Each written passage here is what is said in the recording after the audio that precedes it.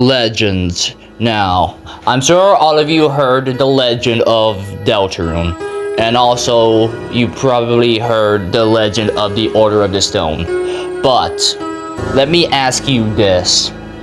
Have you ever heard of my version? No? Well, luckily for you, I have time to spare to tell you my story. Now, every tale shares one thing, and that thing is the more people tell it, the slowly and more it changes, because knowing how human nature is, they all want to take credit for telling the best version of the story. So, me being a storyteller, I thought I should give it a chance to at least do that. Now,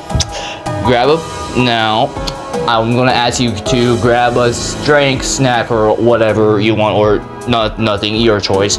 But just sit down, relax, and let's begin. Now, this what if is what if the heroes of Deltarune was so happened to cross over with Minecraft story mode, and could they beat Minecraft story mode? Now, let's understand who our heroes of the story will be. Now, first we have Chris Dreamer. Now, Chris being a human, now Chris is a adopted child of Torio, and the adopted son of Asgore. Now, the thing with Chris is his parents are divorced. I know, divorce leads people to the worst places, but he also has an older brother Azrael, who is kind of, well, the main star of the family and the eyes of his neighbors and other townsfolk. But with Azrael gone, he sort of, well, fell into a weird place, and that weird place inevitably led him into, well, the main story of Deltarune. Now, with him entering the main story of Deltarune, he would, of course, well, they would come across Susie, who is the main muscle of the group. Now, besides Chris being the leader, Susie shares a equally great role within the party. Now, Susie, a little similar, but not entirely similar like Chris. Now Susie, she has a troubled home. Now, is this directly said? Kind of, but it's heavily hinted at. But Susie is kind of, well, feared. Now, in the light world, Chris is kind of, well, the weird, shy kid. Well, you get the idea if you watch Deltarune. But Susie is usually seen as the town bully, and also she is heavily feared. Now, there's Noelle, who secretly has a crush on Susie, but is too coward to say it. Come on, Noelle, we're all waiting anyways. But besides Noelle's crush, there is, well, Burley at the end of, well, chapter 2, but, well, we all know how that happened. But besides Susie, now, throughout Deltarune, Susie would, of course, warm up to Chris, and she would have some character development, major character development. But with that, and with them being in the Dark World, that leads us to our third hero and also the main support of the group, and that is Ralse. Now, who is Ralse? Now, that question alone is a good question. We know he's the Prince of the Dark, we all know he is the Fluffy Boy, and we all know he is, well, honestly, we don't know who or what he is within the Light World, because Ralse tried to explain that, but he never had the chance to finish. Now, even though Ralse is the de facto ruler, well, he kind of is the main ruler of his own Dark World, he has a weird, well, in my eyes, he has a weird suspicious tendency to know when and where a dark fountain is created, and somehow manages to make it to that dark fountain, even though he cannot enter the light world like the Lightners. So, besides Rose's suspicious personality, well, not personality, but suspicious inconsistencies, Rose is, well, he's trying his best to make the party happy and, well, trying to resolve the situation. Now, Rose is also basically, he's kind of the brains of the group until we get involved, but besides him being the brains, that would be the heroes of this story. Now, the main question is, how am I going, or I guess how are we going to send Rose, Chris, and Susie into Minecraft story mode? Now, luckily there is a fan game that exists called Delta Traveler, so we're gonna do something a little similar to what happens in Delta Traveler. Now, let's say this, since Deltarune, just like Minecraft story mode when it was first released, Deltarune is an episodic game. Now, what I mean by episodic, each chapter is not coming out immediately. Each chapter is gonna come out when it's ready, so they're releasing as episodes. Now, granted, Minecraft story mode didn't take as long as Deltarune, but since they're both episodic, I think the least awkward place to send them into Minecraft story mode would have to be chapter 3. Why am I not saying so now? So why am I not deciding to send them in after chapter 4? Well, knowing how chapter 4 ended, I think the party would have had a very interesting time getting along with each other after chapter 4. Now, how would they get along? Look, I don't know. Chapter 5 isn't out yet, so we can only speculate. So chapter 3 is going to be our best bet. Now, with that, before we get into the scenario, I'm going to lay down some ground rules. Well, ground rules that I can think of at the moment. Now, the Fun Gang, I will allow them to have their Dark World gear and their items, but only items up to chapter 3. So no chapter 4 stuff. Sorry. Look, guys, I know you want the hammer or the axe of justice, but let's be honest here. As much as I love Gersh and Boom just as much as everyone else, I think it's best to have it in to start this off with chapter 3. Now, with that understood, now let's say that how they managed to enter Minecraft story mode is that Tana, and with his so amazing game, so let's just say he has them playing a game that involves doors. Now, a door, now let's assume that each door holds a prize. Now, they would choose a door, and the moment they open the door, they would be greeted with the Minecraft forest. Now, they would enter through the door, and when they closed it, Tana and his crew waited, and they waited, and they waited. Then Tana's gonna be like, okay, why are they not coming out? Then Tana would open, and they would see an empty room, and Tana would be like, okay, where did they go? And that is how they would enter Minecraft story mode. Now, their arrival would not go unnoticed, for the admin within Minecraft story mode, which, well, the admin story arc as well, kind of season 2, but let's be honest, since the admin is kind of God, I don't think he's gonna let this go unnoticed. So, Is he going to be involved? Not entirely, but so the admin would allow them to enter the world as okay. So basically, the world of Minecraft is going to treat them how Minecraft treats a mod. So as long as there are not too many dark world stuff and well, too many things that can corrupt the world, they will be fine. So the admin would allow it, and they would, of course, wonder where they are at now.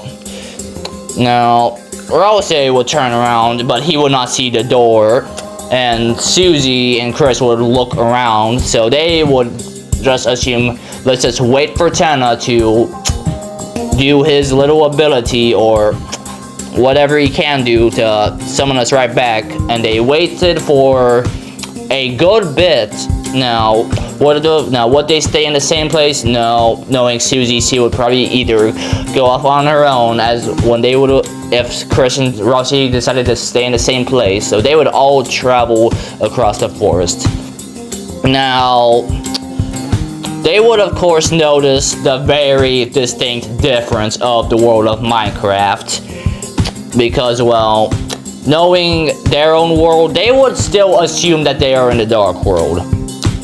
But Rose would of course be the first to notice that, because he would, well, I don't know how he would notice this, but let's just assume that he has, well, a sixth sense ability to when it comes to dark world stuff.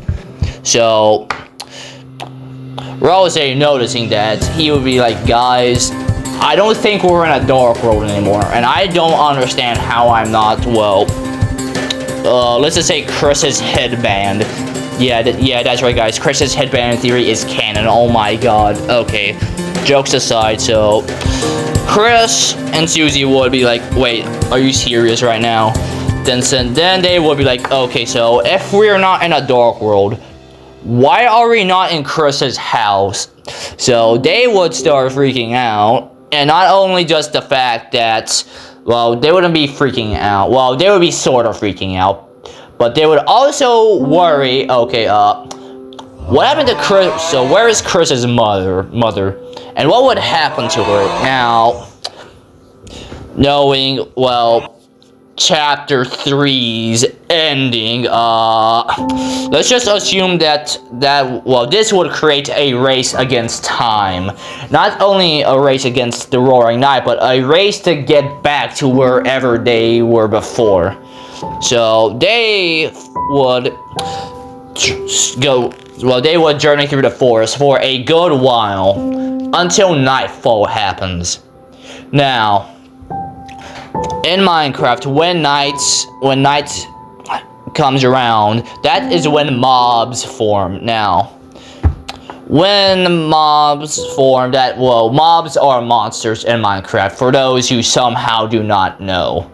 So, with the mobs spawning, Susie would assume that those are just the local monsters. Now, Rose, being Rose, well, Susie and Rose would go up to a skeleton, thinking that they could at least try to communicate with it. But when Rose opens his mouth and starts speaking to the skeleton would turn around, look Rose dead in the eyes, and he would draw its bow. And before the skeleton could release the arrow, Susie would smash the skeleton's skull and with her axe, and the skeleton would, well, be slain. Now, of course, this would possibly alert a whole lot of other mobs, and seeing that they are outnumbered, Chris makes the very good tactical decision to run away, and that is exactly what the trio did. The trio would run through the dark forest, dodging arrows, mobs, and whatever else that came in their path. Now, eventually, they would come to a ravine, and before they could turn around, it appears that all chances of running around any mobs would be either too dangerous or just plainly impossible. So, with little option, the heroes would have no choice but to jump into the ravine and try and land in the water. Now, as they would jump into the water, they would quickly realize that the physics within the overworld is not as same as the physics in their world. And to be honest, Susie would slowly realize that he could possibly exploit this to their favor. Now, as they are within the water, they would slowly start flowing with the current. And that current, starting out slow, would slowly start to pick up, and they would fall down a waterfall. Now, as they would fall and go into the lower bottom of the lake, they would hear a loud explosion as they would pass under a bridge. And when they look up, they would see Jesse and Petra. And as the two would land in the water, with Ruben also landing with Jesse and Petra, they would rise up from the water and they would have an awkward stare-off with the Delta Warriors. Now, as both parties would have a stare-off, Jesse would be the one to break the silence. And Jesse would ask, so, are you guys gonna... Well, you guys don't seem hostile yet, but Susie would be like, so we're not from around here, so could somebody explain what's going on? And Petra would ask, so where did you guys come from? And with Rose explaining what so happened, well, with the recent events, Petra would not know what a dark world is or what anything of what Rose just explained happened. So Jesse and Petra would introduce themselves, and Jesse would explain his whole ordeal with the EnderCon and the festival, and in Minecraft story mode, you could either win the contest or lose it, depending on if you want to have your friends assist you in looking for Ruben. Now, despite whether Jesse and his friends would win or lose, the result would usually end up with Jesse meeting up with Petra and they finding Ruben and ending up in this situation. Okay, so back on track. So with the trio not being there and not fighting, they would all decide that the best idea would be to grab their bearings and understand where they are. So Petra would explain that he has a deal with this stranger for some diamonds. And now, seeing this, Chris would get an idea, so why not tag along with these guys and try and find a way out of here? So that is what they would do. Now, Petra a little sketched out about this, and well, with their non-cubic appearance kind of not helping, she would be like, so how can we entirely trust you? So Susie would be like, well, there's the fact that I'm not biting your face off, so that's a plus. So Petra would be like, cool. So then Petra, Jesse, and Ruben and the Delta Warriors would all end up going to EnderCon.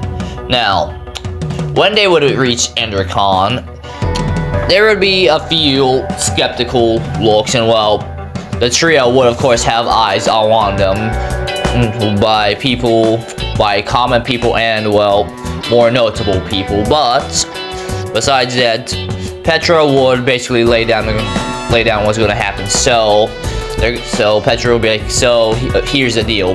We're going to meet up with this guy. If you want to be helpful, just look intimidating. And for the most important part, let me do the talking, please. So as the group traversed their way through the street, they would of course reunite with Axel and Olivia. Now, both of them would not only be surprised to see Jesse with Ruben and Petra, and well, despite whatever state Ruben is in, but they would mostly be surprised to see Chris, Susie, and Rose, and they would be like, so, Jesse, I see your new friend, and Jesse would explain that they encountered the three while he and Petra was rescuing Ruben and also trying not to die by the creepers up on the bridge. Now, despite the weird circumstances, they would admire the result. Well, I don't think admire would be the right word. So they would witness the result of the contest to see either their machine or the machine of Lucas's group. Now, despite the result, Petra would say, okay, so I have to go make a deal, and Jesse would go with them, and basically,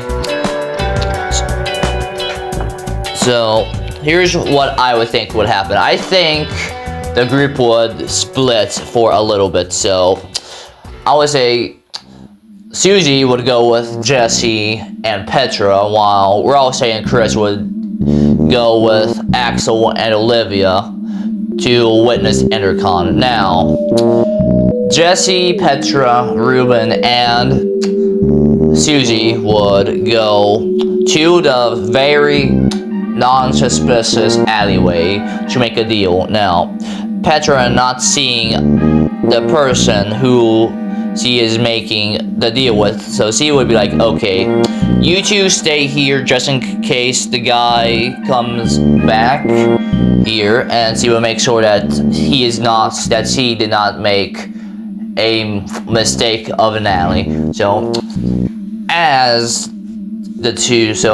Jesse and Susie and Ruben would wait, Susie would look around and she would say, well, this is a interesting city, very different from where she is from. Then Jesse would ask, so where did you come from? Then Susie would be like, well, you see, we were in this TV studio place. Then before that, I was at my friend's house. Then before that, we were in a town, but we were kinda, and she would basically explain the entire journey of the Dark Worlds to Jesse. Then Jesse would basically be like, interesting. Now, I think Jesse would be a bit skeptical, but then again, there was the very reason why EnderCon is a thing. Well, I forget the main group's name right now, but you're seeing the groups on screen, so I don't think that Jesse would fully disbelieve the story, but I think he would believe some of it. But despite what Jesse thinks, so while they are talking to each other, a man would come and interrupt them, and that man is none other than Ivor. Now, Ivor would be like, I expected you, so basically Ivor would be like, so you two are not the person I'm looking for. Now, you are either gonna tell me what is going on here, or where she is, or I'm leaving here. Now, Susie would be like, chill, man. But Ivor, being, well, the busy man he is, he has a little patience. Now, before Susie could sour the deal, Petra would come in the nick of time before things could possibly get bad. Now,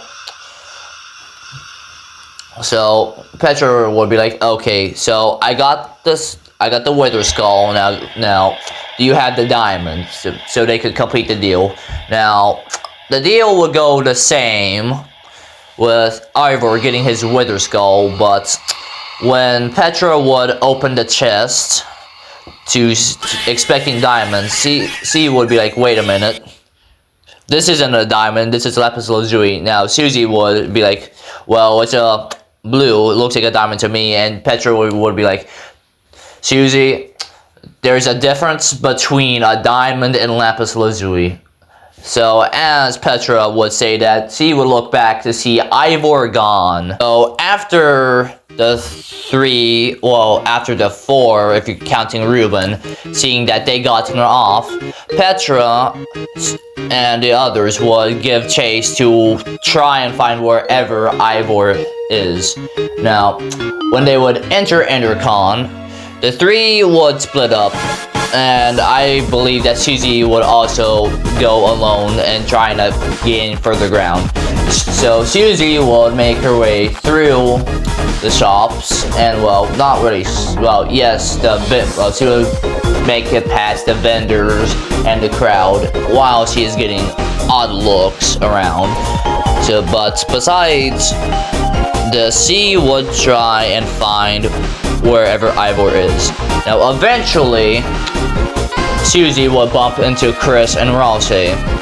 And now, even though Chris and Ralsei were with Olivia and Axel, they decided to split off to gain more information.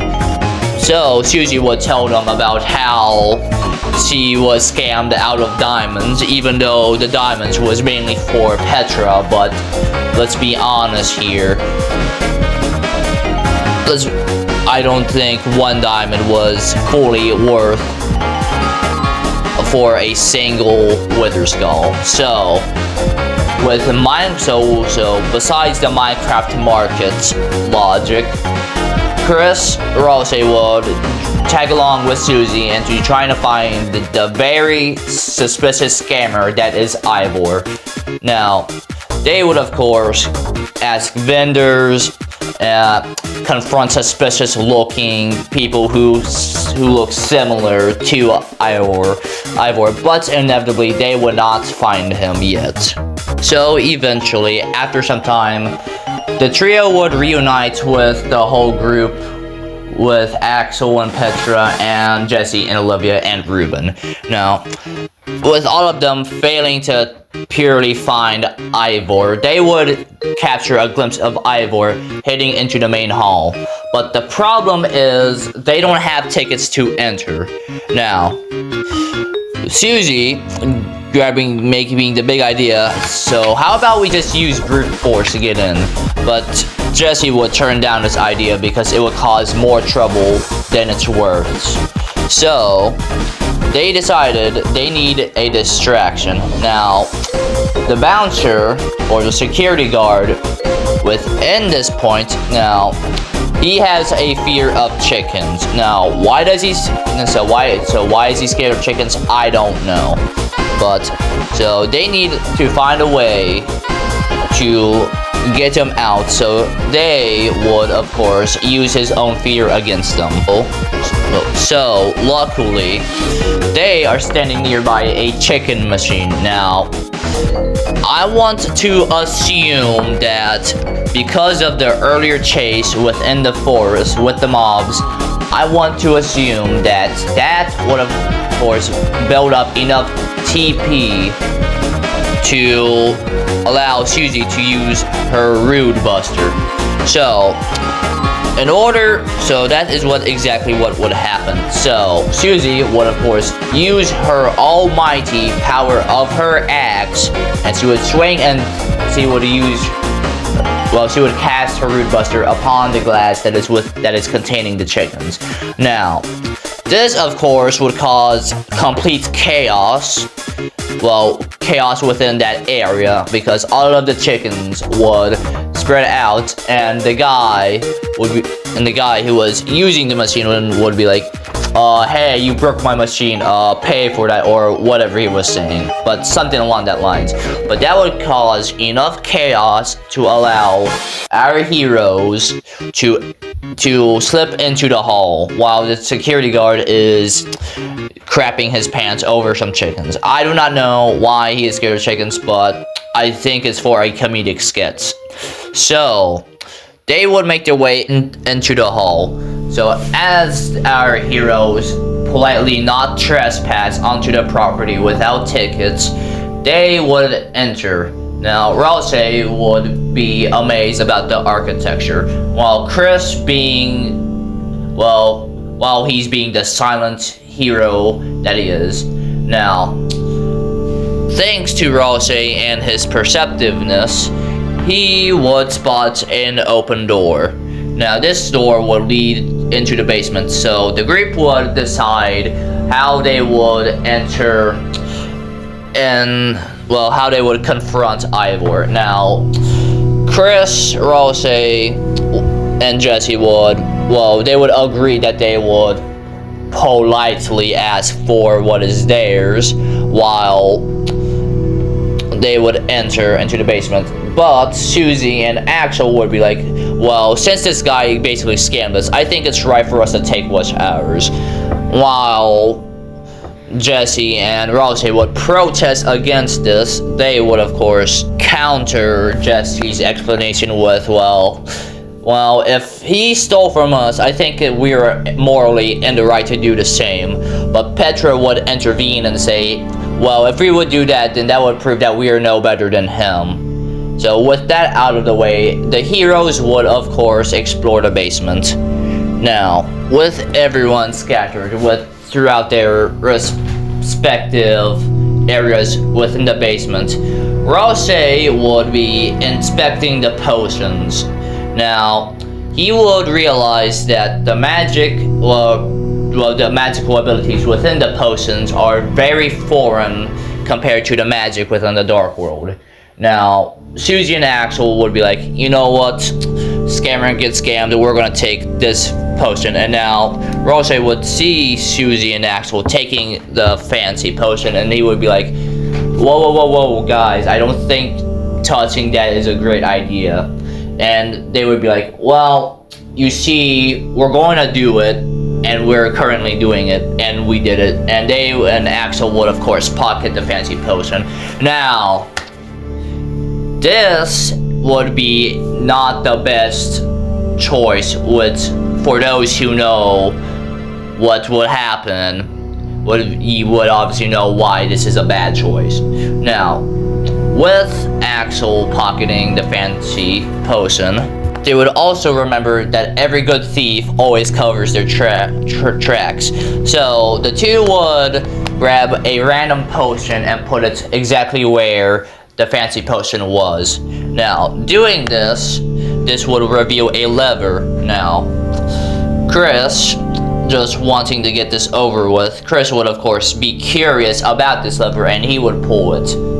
And once the lever was pulled, they would discover a bookshelf would of course reveal a very suspicious structure behind it. And this 4-block structure is 3 soul sand and 1 control block. Now, they would of course go up to what is supposed to be a not yet spawned wither. Now, but the difference between this wither structure and the difference between the regular structure that you build to spawn a wither is that there is a certain block in the center, and that block is a control block. Now, with this, Rouse would of course inspect this and try to figure out what this even is. But he would have a feeling upon coming close to it. Now, he realized that, well, I don't think they would understand this yet, but he would know that this block is very important, but he just couldn't figure out what it even was. But right before they could even do anything with the structure, Jesse would open a chest and he would say, well, I made a discovery, but it's kind of weird. Because he would find 2 separate wither skulls. Now, Petra would be like, well, if he already has this many wither skulls, why would he need a 3rd? And why would I had wasted my time doing this? So, but upon trying to figure this out, Lucas would, of course, realize what this means. He would say, guys, soul sand and wither skulls is a complete recipe for a wither. And Susie would ask, okay, so what is a wither and a wither? Lucas would explain, a wither is one of the worst monsters, no offense, one of the worst monsters to exist. And now, right before they could do anything else, they would hear a door open and the distant voice of Ivor. Now, the group would hide in attempt to not alert Ivor. Now, everything would go smoothly until Ivor would, of course, almost find Olivia. But before Ivor could discover Olivia, Jesse would pop out and confront Ivor. Now, Ivor would be like, okay, what are you doing here? Then Petra would also reveal herself and will be followed by Axel and the rest of the group revealing themselves. Now, they would just say, okay, look, Ivor, we just want the diamond, and we would leave. But Ivor would be like, actually, better idea, how about all of you guys go back where you came from and let me do whatever I was doing. But of course, they would not allow Ivor to do that, so Ivor would, of course, give them the slip and would slip by them, and he would, of course, construct an iron golem. Now, with him awakening an iron golem, they would, of course, decide to retreat. Now, they would, of course, give chase after Ivor, which would lead them right outside of the basement. But when they would, of course, get outside, they would be like, okay, so this madman is trying to construct a wither and a whole group of people. We got to alert them. But before they could do that, they realized that they left Lucas down there within the basement with that iron golem. So, here's what will happen. Jesse and his group is going to try and alert Gabriel and try and get his help, while Susie, Chris, and Raleigh would go back down to the basement to try and rescue Lucas. So, the Delta Warriors would venture back down into the basement and to confront the Iron Golem. With the trio re-entering the basement under the lead of Chris, they would, of course, search around for Lucas.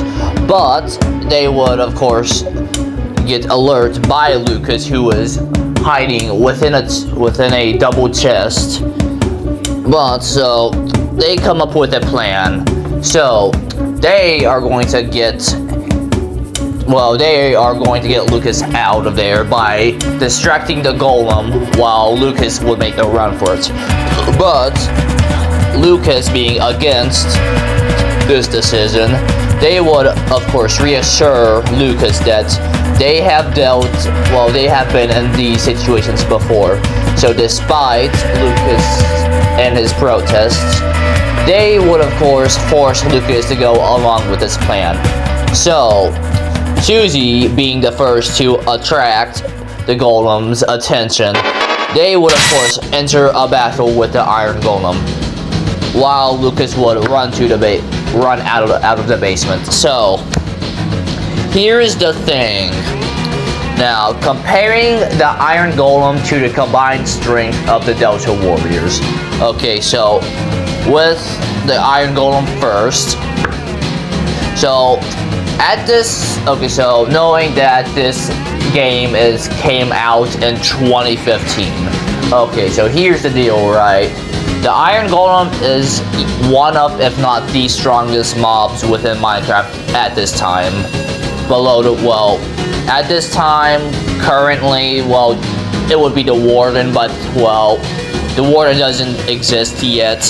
So, at this point, the Iron Golem is the one holding the crown of the strongest mob, besides Hero Brian. But don't worry, guys, I'll prove it, don't worry. Okay, jokes aside. So, the Iron Golem has, an absurd amount of health. But the thing is, okay, so here's the thing. Since this is in the overworld, I don't think fighting will have as much consequences as in fighting within the dark world. So that would mean a big advantage to Susie and Chris, while Ralsei is the support. So the trio would of course fight the Iron Golem, but considering, well, the basement to be covered in, well, a maze of bookshelves, they wouldn't have that much room to work with.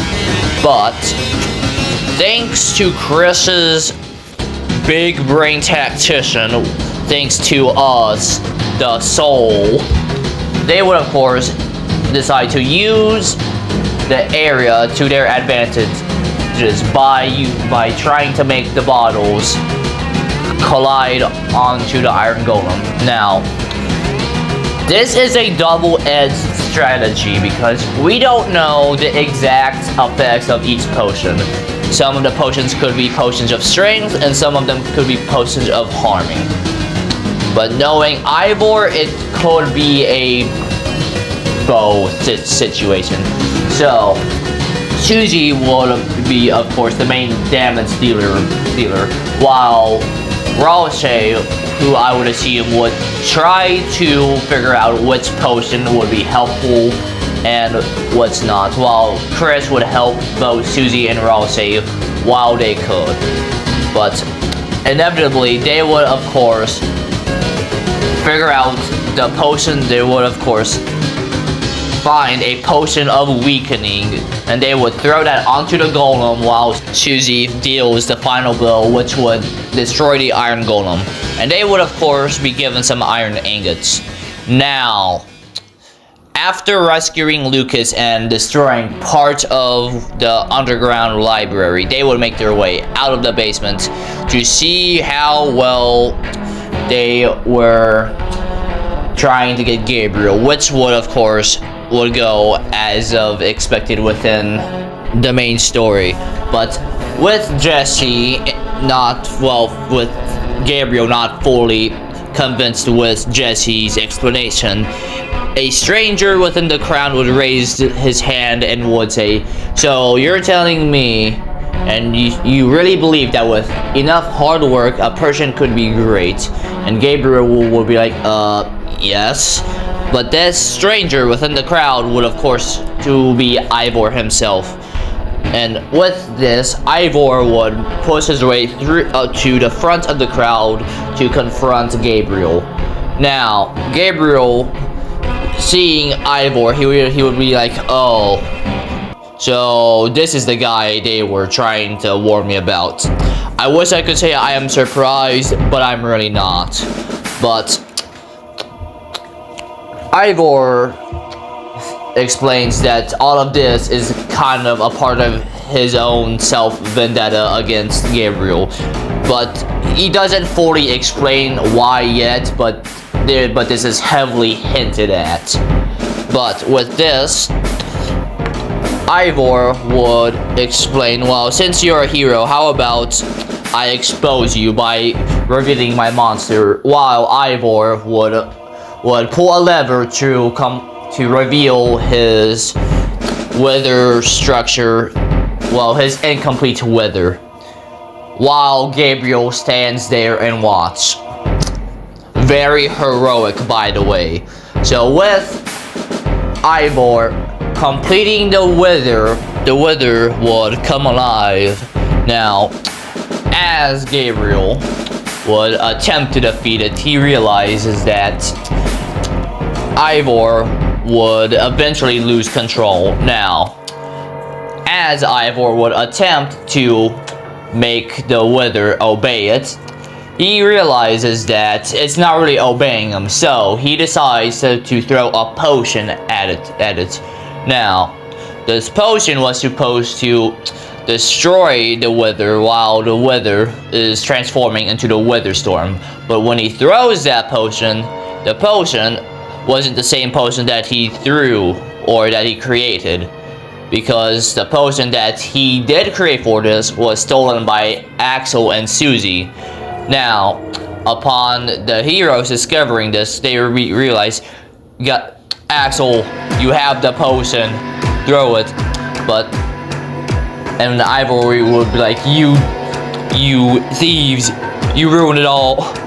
But even though the heroes would throw the potion at the Wither Storm, it was already too late, because the Wither has now transformed into the first form of the Wither Storm. Now, realizing that Ivor and Gabriel cannot defeat the Wither, they decided to make a tactical retreat while the Wither is absorbing and tearing apart the entire center, I think, I forget. So, because of this, they would have to run through a chaotic and panicked crowd. Now, as our heroes would run outside, they would see absolute chaos. People trampling over each other, the forest completely on fire, and of course, people getting abducted by the Wither and being forced to become a part of it. Now, Chris, Susie, and Rose, they would all run with Jesse and his crew. Now, they would try to stay with him while also not trying to be trampled over by all the other panicked civilians. Now, they would also have to make it through that burning forest that is being rained down upon the fiery and explosive Wither Skulls. But eventually, making it through the chaos, Gabriel would lead our heroes to a Wither portal. And as they would ignite the portal, Gabriel would just see what is happening. He would of course realize that he cannot save everyone. So he decides to give Jesse the amulet. Now Jesse, not knowing why or what the amulet is about, Gabriel says, in order for us to actually stop this, you need to find my other team members. Now, Soren's been missing for God knows how long, but you could try and find the others. So, Gabriel giving the amulet to Jesse, he would of course also be taken by the Wither, but he would also try and fight. But Jesse was kind of forced to also go through the portal, while Petra also stayed behind. Now,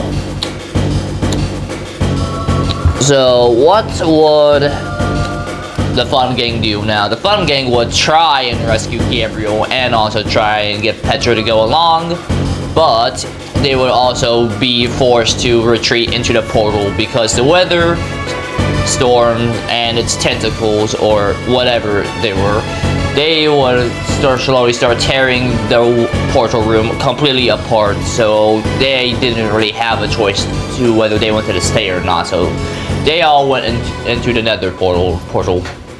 Now, as they enter the Nether, Rose would be afraid because he would see the very hellscape that is the Nether, and he would realize, I don't think this place is any safer than where we were at. Now, Jesse would be like, so, first time in the Nether, and Rose would be like, yes. So, besides that, they would kind of wonder, okay, so what happened to Gabriel and Petra? Now, Axel would put the blame on Lucas, and Lucas would be like, okay, first of all, what do you expect me to do about that? I couldn't do anything, but I was afraid, so I, of course, went in. Then they would have their back and forth, but while they argued, they would see another person come through the portal. Now, was it Petra? Was it Gabriel? Was it some other person? And that person was Ivor, the person who caused all of this. Now, before Ivor could get a single word out, Jesse would give Ivor a clean hate Ivor would get up after Jesse's assault, but he would say, well, yes, understandable, but senseless violence will not do you any good. In fact, it will lead you to demise, just like Gabriel back there. Now, did Gabriel actually die? Nobody knows at this point, but all they can do is just deal with the current moment. So Ivor would reveal, well, the Order of the Stone built a minecart track a while ago over there. And of course they would be skeptical because they were going to be wondering, okay, so if there's a minecart system, so why are you telling us this, and how are you going to get out? And Ivor said, well, that's for me to worry about, but if you're going to get through the Nether, you're gonna need way more than luck, so you have my sympathies. So Ivor would drink one of his potions and disappear. Now, before they could do anything about that, a ghast would appear out of nowhere and shoot a fireball. Now, they would all realize, well, maybe Ivor wasn't completely wrong about how chaotic the Nether was. So they would all hurry to the minecarts, and they would all jump in and they would hastily go. Now remembering how many minecarts there were, I would, since there's 3 members within the fun game, I would assume that there would be just enough for them. So they would all get on the very chaotic roller coaster ride, which is the Nether segment within episode 1. So as they are going downhill, they would see that there is a giant wall of lava and not enough track. Now Chris, quick thinking, he would see a lever and he would swing a part of his sword to activate the lever. So this would, of course, stop the minecarts from colliding with the lava, but it would bring them down to another section of the minecart system, and they would continue. But once they would continue down the minecart system, they would all be separated due to a change in the minecart, and due to the changing of the tracks. Okay, so Chris would, of course, be paired with Ruben and Jesse. Now, as Ruben would unfortunately be temporarily separated away from Jesse, but they're not completely away because Jesse is on the other side of the tracks while Ruben is on the other. Now, luckily, Chris is in the same cart with Ruben, so when the skeleton would come down, Chris would, of course, overpower the skeleton and would probably throw him off out of the minecart and into the lava. Now, Jesse would thank Chris, and Chris would just probably give a thumbs up, being the silent hero that he is. And now, but after that, 3 separate ghasts would appear. Now, with the combination of Jesse and Chris, they would, of course, easily deal with the ghast by redirecting their fireballs right back at them. Now, after that, every member of the crew would be reunited, and they would all head towards the end of the track. Now, Ross would be, Chris, Jesse, you're okay, and Jesse would be like, yeah, we're good, just a little shaken, that's all.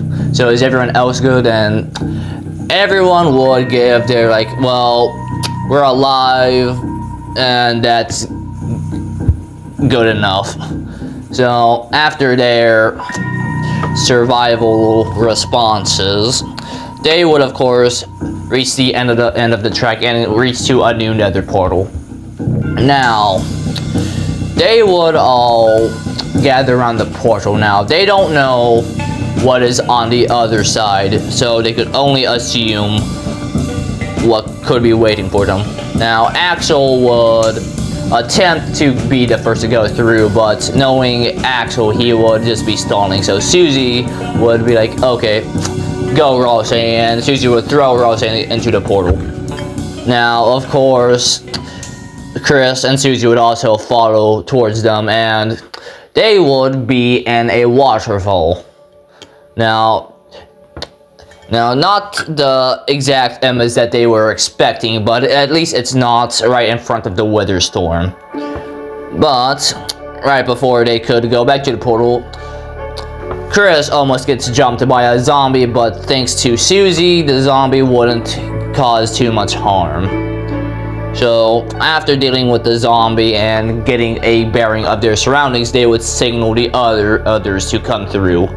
Now, with everyone out of the portal, they would try and think of the next best course of action. So, since Gabriel gave them the stone, they need to reach the temple.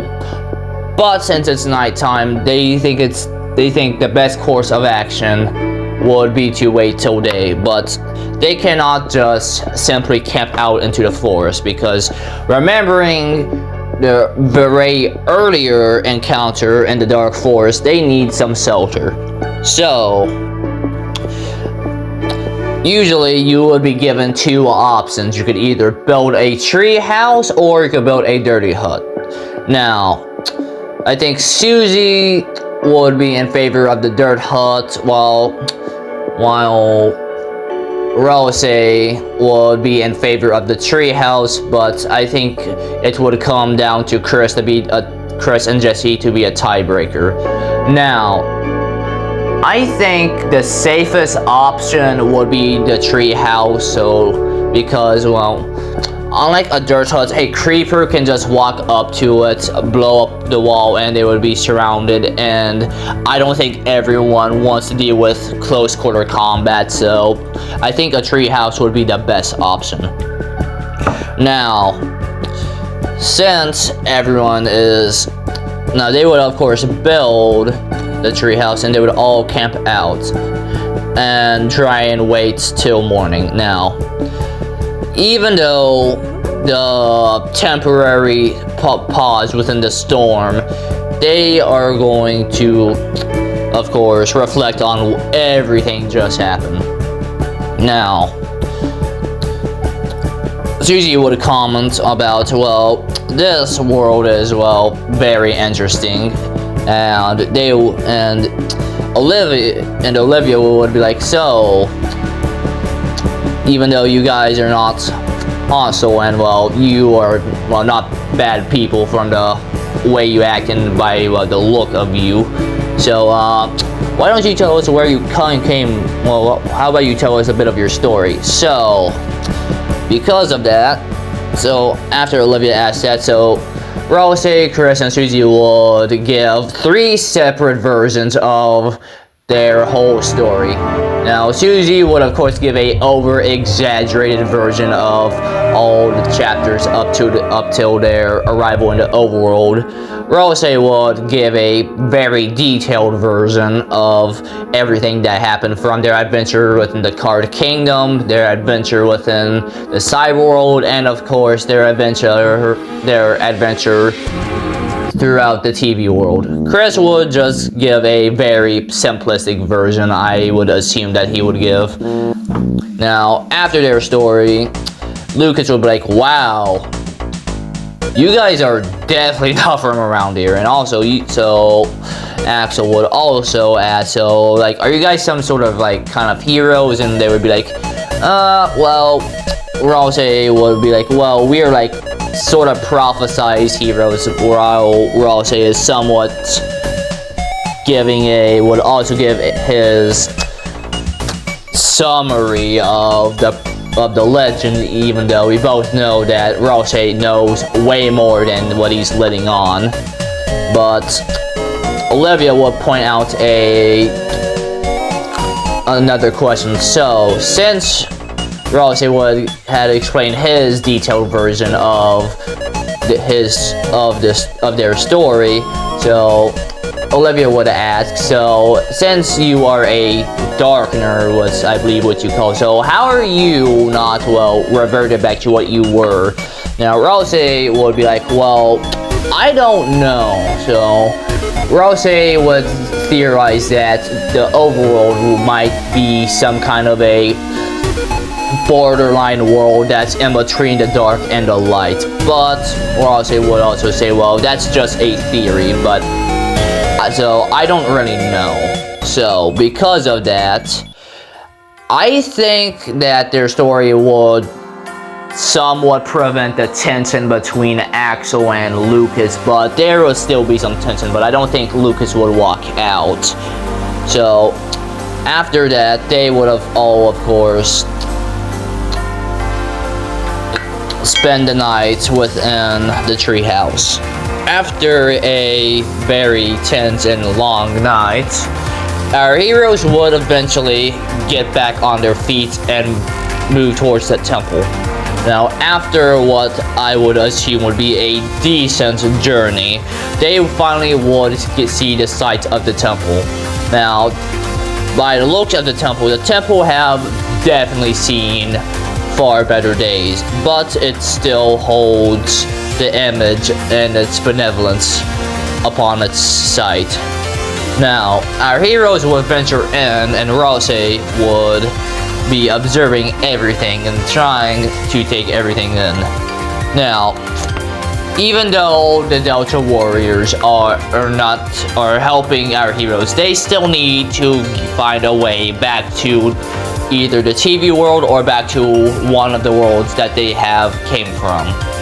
Now, as our heroes ventured through the corridors, they would eventually, one of them would step on a pressure plate.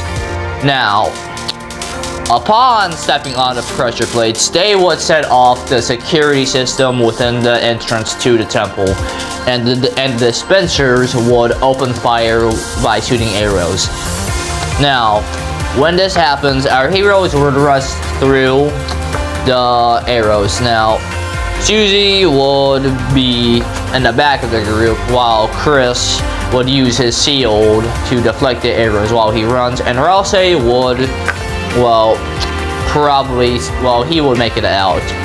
Well, he would make it into the safe zone. Now, with our heroes kind of in the clear but not out of the woods, they would need to find a way to deactivate the security. Now, they could either craft an arrow or a fishing rod. Now, our heroes would take out everything that they had in their pockets, whether with Axel and his feathers, Olivia with her string, and Jesse with his flint and steel and sword, and also his other string. Now, while they're trying to come up with this, I would believe that they would craft a bow and arrow so to shoot the pressure plates.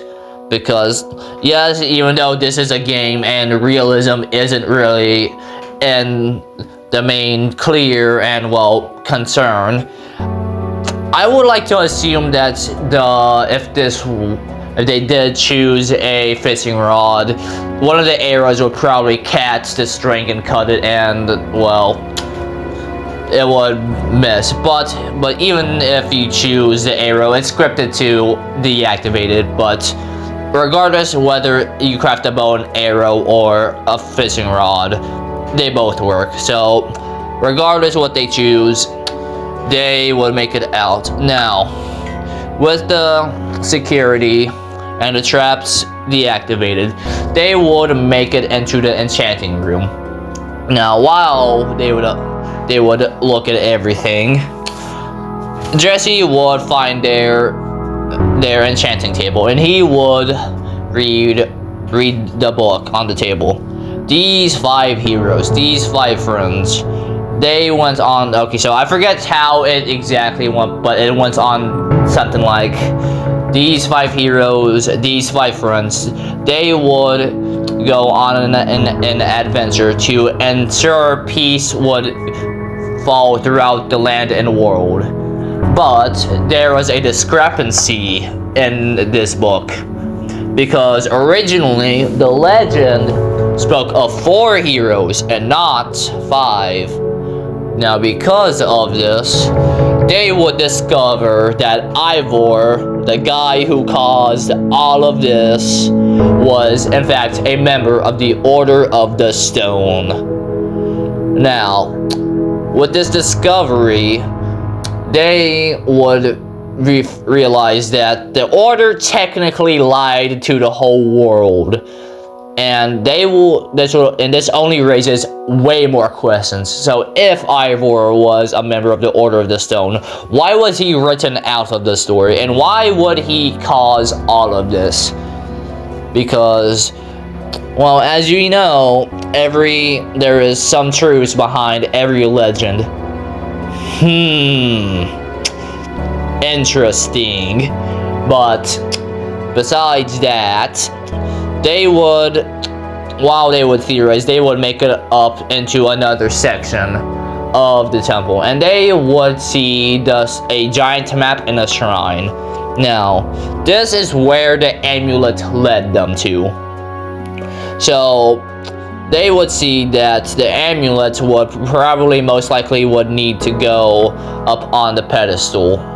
Now, the pedestal would require a puzzle to activate it, but after some trial and error, they would get it working, and they would see 2 lights, one leading to Magnus and one leading to Eligard.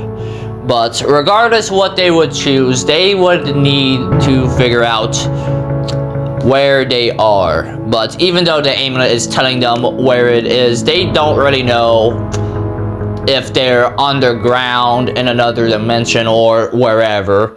But this is where I'm going to leave this off of a cliffhanger.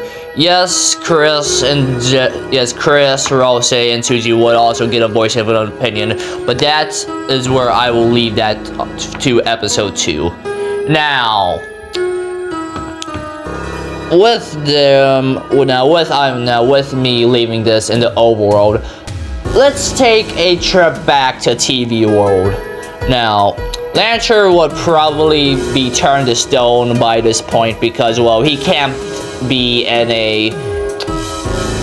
another dark world besides and outside his for too long, which we have seen in chapter 2.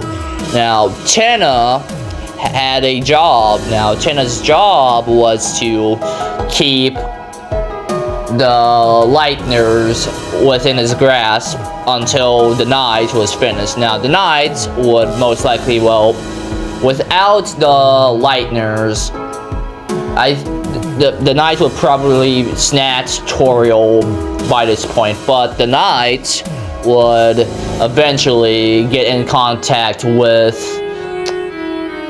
Tenna, and he would be like, Tenna, so where are the Lightners? And Tenna would be like, well, funny story, right? They went through this door and they didn't come out. And this would cause another problem. So, we don't know the Knight's true intention. Yes, he wants to bring the Angels Heaven and bring the Roaring, but for what exact reason and the whole secret plan and the Gaster secret group chat, I don't know. We all don't know that because, well, chapter 5, 6, and 7 aren't out yet. But, so, I would like to assume that the Knight really does not like to leave loose ends. So, the Knight is going to have to figure out where our heroes went. Now, will the Knight enter the overworld? Who knows? But that is What If the Fun Gang was in Minecraft Story Mode Episode 1. And thank you for watching.